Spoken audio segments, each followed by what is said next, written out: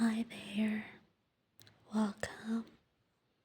You've entered your favorite, safe, quiet corner of the internet.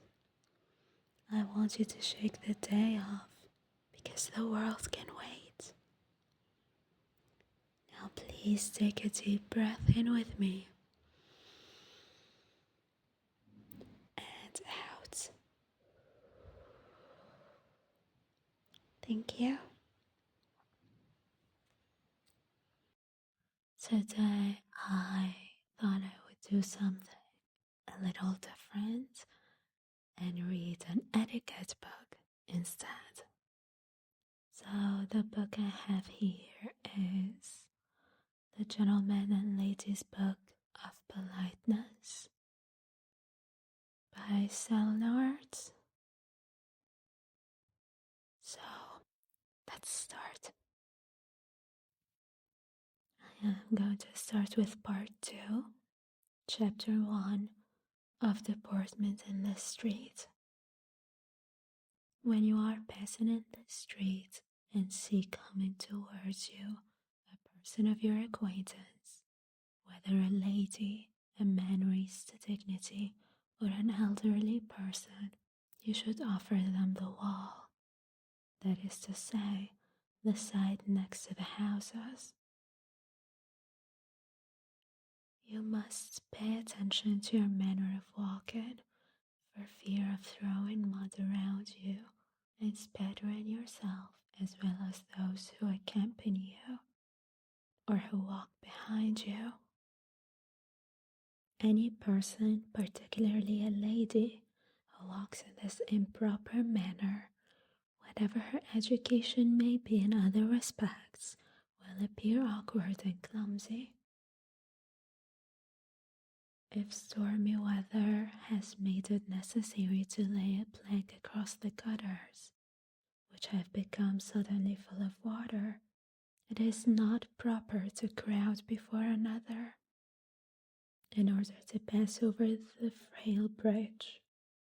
Further, a young man of good breeding should promptly offer his hand to ladies, even if they are not acquaintances, when they pass such a place.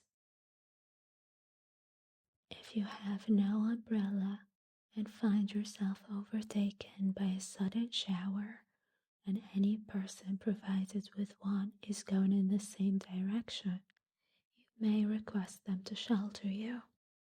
They should receive your request with much politeness. Inform themselves of the place where you wish to stop, and offer to conduct you there, unless it is too much out of the way or they be pressed for business. In this case, they should express their regret at not being able to accompany you so far as you wish. What we are now about to say proves that a person truly polite will not wait for you to make this request, but will use every exertion to anticipate it. We must observe, however, whether age, sex, or dress present no objection.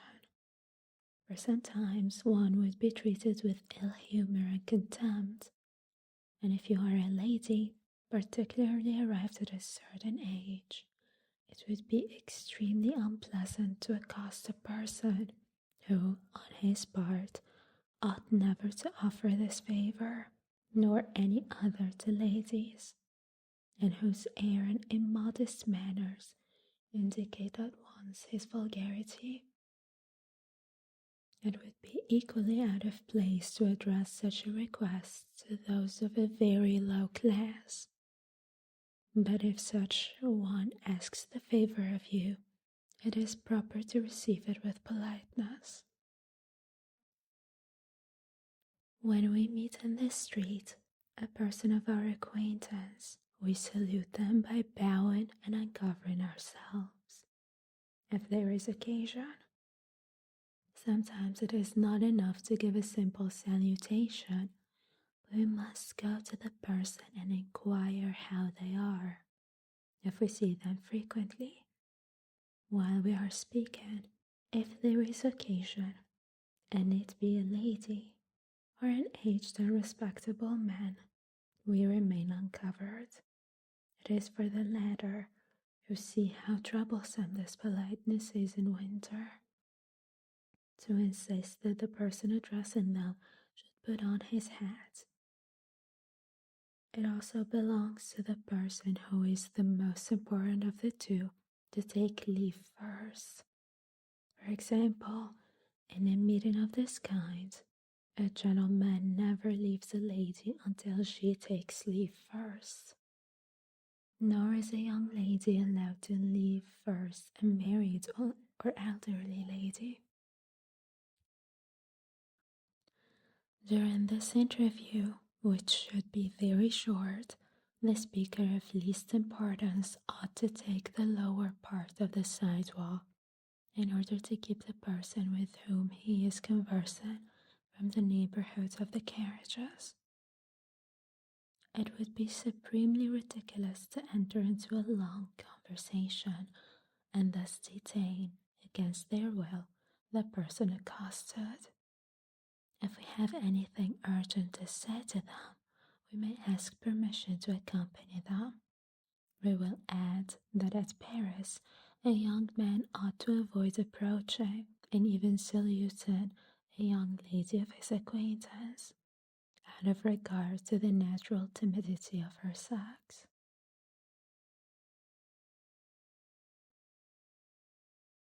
Chapter 2 of Different Kinds of Visits. With a friend or relation whom we treat as such, we do not keep an account of our visits. The one who has most leisure calls upon him who has the least, but this privilege ought not to be abused. It is necessary to make our visit of friendship at suitable times. On the contrary, a visit of ceremony should never be made without keeping an account of it, and we should even remember the intervals at which we are returned. For it is indispensably necessary to let a similar interval elapse. People in this way give you notice whether they wish to see you often or seldom. There are some persons whom one goes to see once in a month, others once a fortnight, others, however, less frequently. In order not to omit visits which are to be made, or to avoid making them for misinformation, when a preceding one has not been returned, persons who have an extensive acquaintance will do well to keep a little memorandum for this purpose. We cannot make ceremonious visits in a becoming manner. If we have any slight indisposition which may for the time affect our appearance, our voice, which may embarrass our thoughts and render our company fatiguing, such for instance as a swelled face, a cold, a slight headache, in that case it would appear impolite and familiar. On the contrary, make visits of friendship under such circumstances, and then you will appear more amiable and zealous.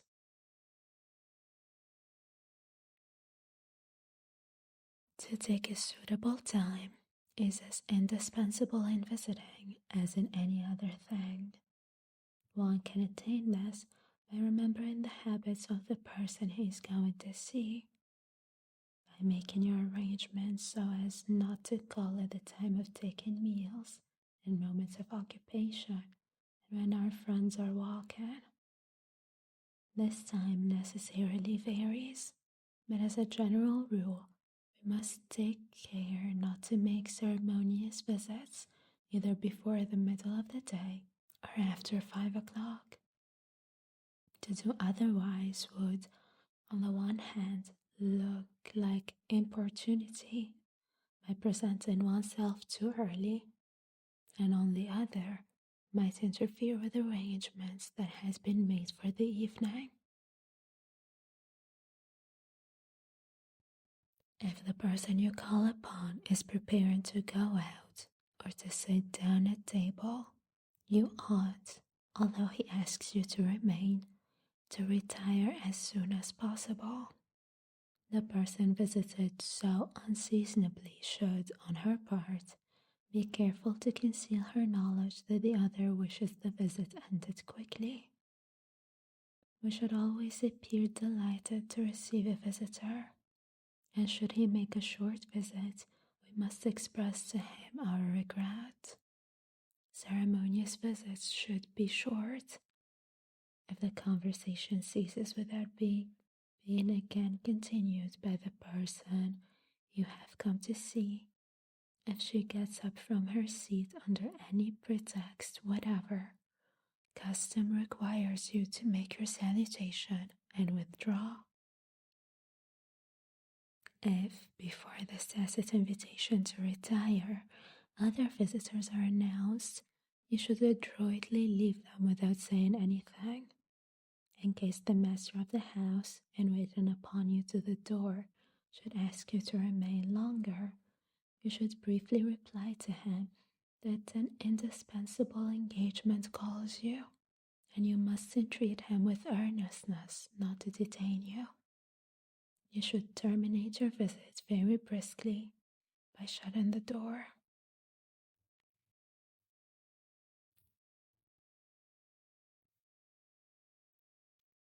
Chapter 3 on the manner of receiving visitors.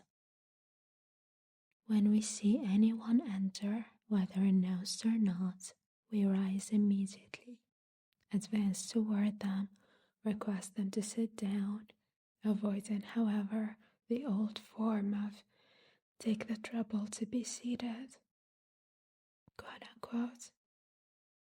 If it is a young man, we offer him an armchair or a stuffed one. If an elderly man, we insist upon his accepting the armchair. If a lady, we beg her to be seated upon the ottoman. If the master of the house receives the visitors, he will take a chair and place himself at a little distance from them. If, on the contrary, it is the mistress of the house, and if she is intimate with the lady who visits her, she will place herself near her. If several ladies come at a time, we give this last place to the one most distinguished by rank. In winter, the most honorable places are those at the corner of the fireplace. In proportion as they place you in front of the fire, your seat is considered inferior in rank. Moreover, when it happens to be a respectable married lady, and one to whom we wish to do honor, we take her by the hand and conduct her to the corner of the fireplace. If this place is occupied by a young lady, she ought to rise and offer her seat to the other lady, taking for herself a chair in the middle of the circle.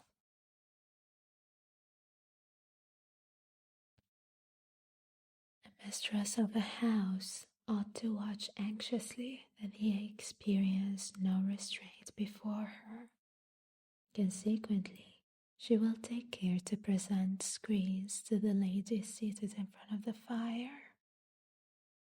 She will move under their feet tabourets, or what is better, pads, but never footstoves.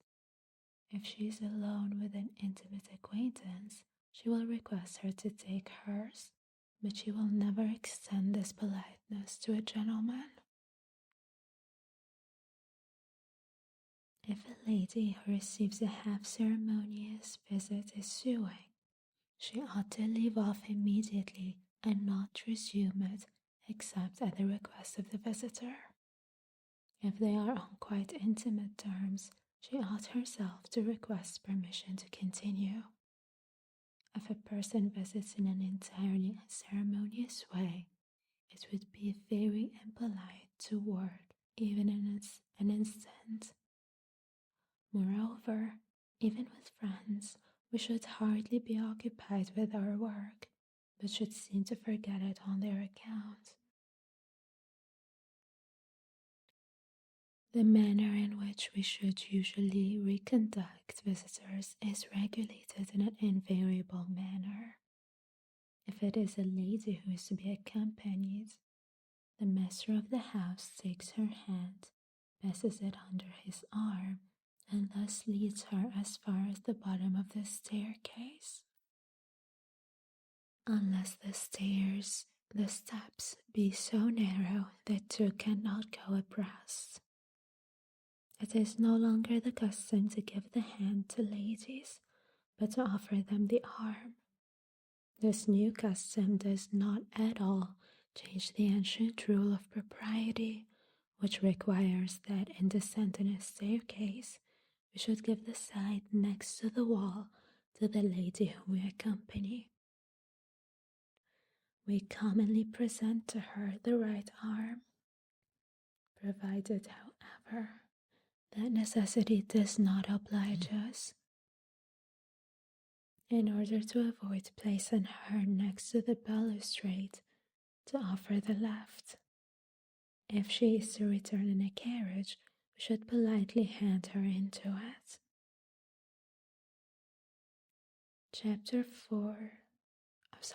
Part 3, Chapter 1 of Entertainments.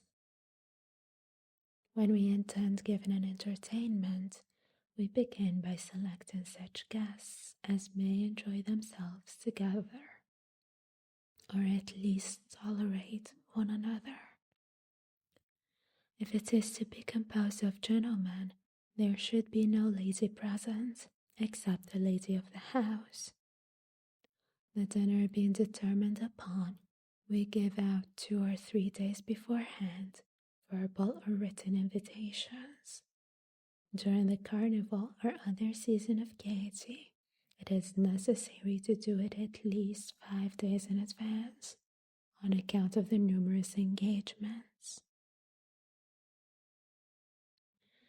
When we receive a written invitation, we must answer immediately whether we accept or not, although silence may be considered equivalent to an acceptance.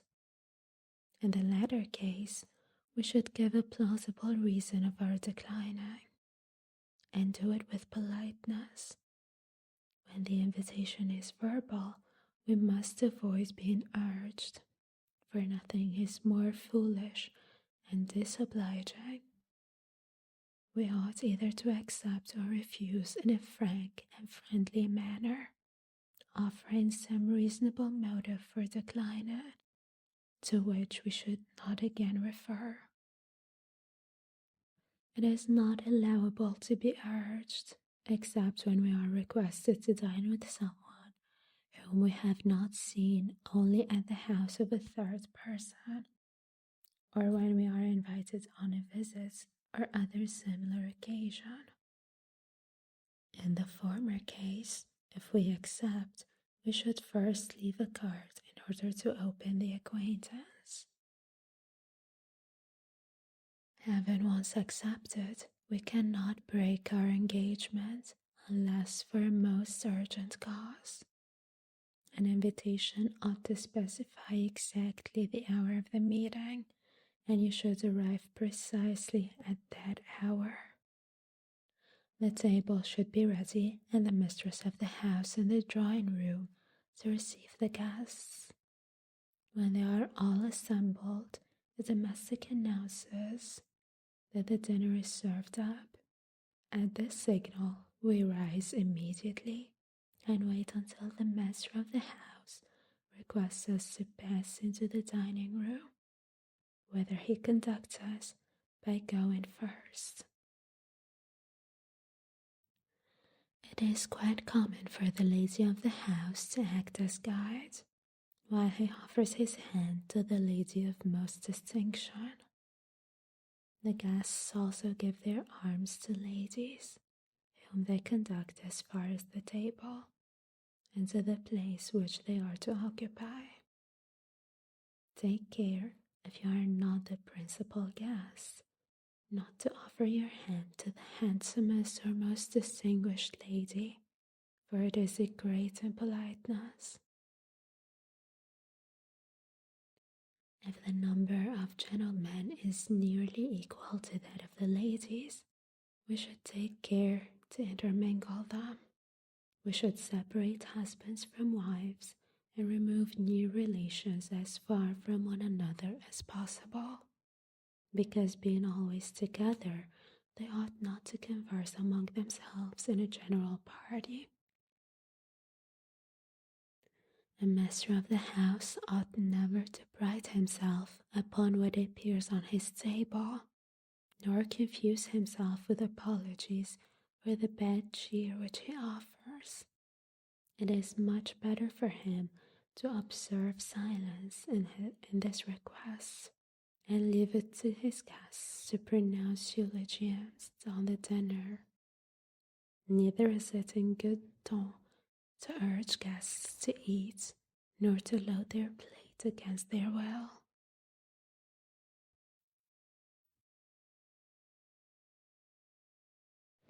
And now our time is complete. Thank you for being here. You are safe, you are calm, and you are enough. Until next time, stay hydrated and rest well.